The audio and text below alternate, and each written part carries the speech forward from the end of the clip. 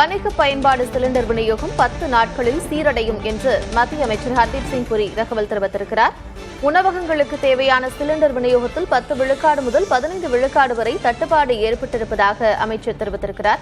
பள்ளி கல்லூரி விடுதிகளுக்கு முன்னுரிமை அடிப்படையில் கேஸ் விநியோகம் அளிக்கப்படும் என்றும் ஹர்தீப் சிங் புரி விளக்கம் அளித்திருக்கிறார்.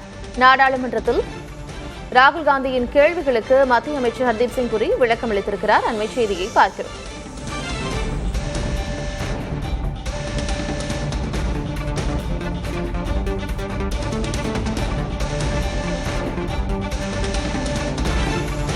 இந்தியாவில் எரிபொருள் தட்டுப்பாடு இல்லை, விநியோகம் சீராக இருக்கிறது என்று மத்திய அமைச்சர் தெரிவித்திருக்கிறார். ஹோர்முஸ் நீரிணை வழியே வரும் கச்சா எண்ணெயை விட மாற்று வழியில் கூடுதல் எண்ணெய் வருகிறது என்றும் சீரான எரிபொருள் விநியோகத்தை பெற பிரதமர் மோடியின் ராஜதந்திர முயற்சிகளே காரணம் என்றும் மத்திய அமைச்சர் தெரிவித்திருக்கிறார்.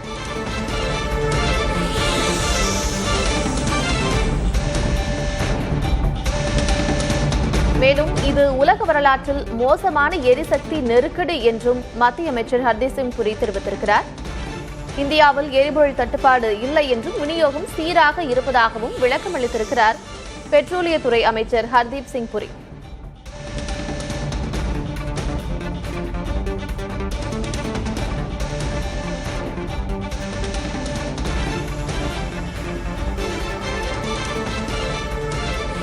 இதுகுறித்த விவரங்களோடு இணைந்திருக்கிறார் செய்தியாளர் கணபதி. அவரோடு பேசலாம். கணபதி, மத்திய அமைச்சர் ஹர்தீப் சிங் புரி இந்த எரிபொருள் தட்டுப்பாடு குறித்த விளக்கங்களை அளிச்சிருக்கிறார். உலக வரலாற்றில் இது ஒரு மோசமான எரிசக்தி தட்டுப்பாடு அப்படிங்கிற பதத்தையும் பயன்படுத்தி இருக்கிறார். என்ன விவரம்?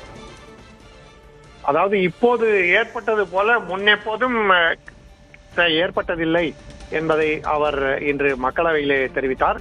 மக்களவையிலே இன்று ஹர்தீப் சிங் புரி பேசுவதற்கு முன்பாக ராகுல் காந்தி நாட்டிலே எரிபொருள் பற்றாக்குறை ஏற்பட்டிருக்கிறது, அது தொடர்பாக விவாதம் தேவை என நோட்டீஸ் அனுப்பியிருந்தார். அது தொடர்பாக நான் பேச விரும்புகிறேன் என மக்களவை எதிர்க்கட்சி தலைவரான ராகுல் காந்தி தெரிவித்திருந்தார். அப்படி அவருக்கு பேச அனுமதி வழங்கப்பட்டது. அப்போது அவர் பேசும்போது நாட்டிலே எரிபொருள் பற்றாக்குறை ஏற்பட்டிருக்கிறது, எல்பிஜி சிலிண்டர்கள் கிடைக்காத காரணத்தால் உணவகங்கள் பாதிக்கப்பட்டிருக்கின்றன, சாலையோரங்களிலே சிறிய உணவு கடைகளை வைத்திருப்பவர்கள் பாதிக்கப்பட்டிருக்கிறார்கள், பொதுமக்கள் பாதிக்கப்பட்டிருக்கிறார்கள் என பேசிக் கொண்டிருந்தார். அப்போது அவர் மத்திய பெட்ரோலியத்துறை அமைச்சரான ஹர்தீப் சிங் புரி எப்ஸ்டீன் வழக்கிலே தொடர்புடையவர் என குறிப்பிட்டார். இதன் காரணமாக மக்களவையிலே கடும் அமளி ஏற்பட்டது. இந்த அமளியை தொடர்ந்து ராகுல் காந்திக்கு பேச அனுமதி மறுக்கப்பட்டது. நீங்கள் எந்த விஷயத்தை பேச வேண்டும் என்று நோட்டீஸ் அனுப்பியிருந்தீர்களோ அது குறித்து மட்டும் பேச வேண்டும் என சபாநாயகர் ஓம் பிர்லா கூறினார். கடும் கூச்சல் குழப்பத்துக்கிடையே ராகுல் காந்தி பேச அனுமதிக்கப்படாத காரணத்தால் ஹர்தீப் சிங் புரி பேசினார். அப்போது அவர் நாட்டிலே பெட்ரோல், டீசல் அல்லது எல்பிஜி போன்ற பொருட்களுக்கு எந்தவிதமான தட்டுப்பாடும் இல்லை எனவும் பீதியின் காரணமாக மக்கள் அதிகமாக எல்பிஜி சிலிண்டர்களை வாங்குவதன் காரணமாகத்தான் தற்போதைய சூழல் ஏற்பட்டிருக்கிறது எனவும் குறிப்பிட்டார். கடந்த சில நாட்களிலே எல்பிஜி உற்பத்தி 28% அதிகரித்திருக்கிறது எனவும் விநியோகம் வழக்கம் போலவே தொடர்கிறது எனவும் அவர் குறிப்பிட்டார். அதே சமயத்திலே பெட்ரோல், டீசல் மற்றும் விமானங்களுக்கான எரிபொருள் போன்ற பொருட்களில் எந்தவிதமான தட்டுப்பாடும் இல்லை எனவும் அவை தொடர்ச்சியாக கிடைக்கும் எனவும் ஹோர்முஸ் நீரிணை பாதிக்கப்பட்டிருப்பதன் காரணமாக க்ரூட் எண்ணெய் என்று அழைக்கப்படும் கச்சா எண்ணெயை இறக்குமதி செய்வதில் சிக்கல் ஏற்பட்டிருக்கும் நிலையிலே அங்கிருந்து எவ்வளவு கச்சா எண்ணெய் இந்தியாவுக்கு வழக்கமாக வருமோ அதைவிட அதிகமாக பிற நாடுகளில் இருந்து தற்போது இறக்குமதி செய்யப்படுகிறது எனவும் அவர் குறிப்பிட்டார்.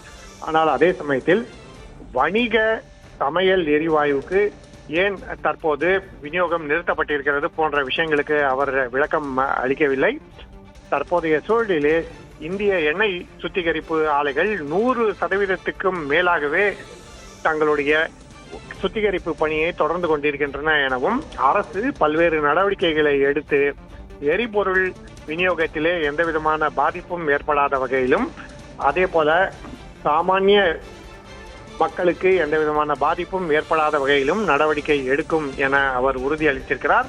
இன்று மிகுந்த சர்ச்சைக்கிடையே மத்திய பெட்ரோலியத்துறை அமைச்சரான ஹர்தீப் சிங் புரி மக்களவையிலே இந்த முக்கிய பிரச்சனை தொடர்பான விளக்கத்தை விரிவாக வழங்கியிருப்பது குறிப்பிடத்தக்கது. விவரங்களை வழங்கியமைக்கு நன்றி கணபதி.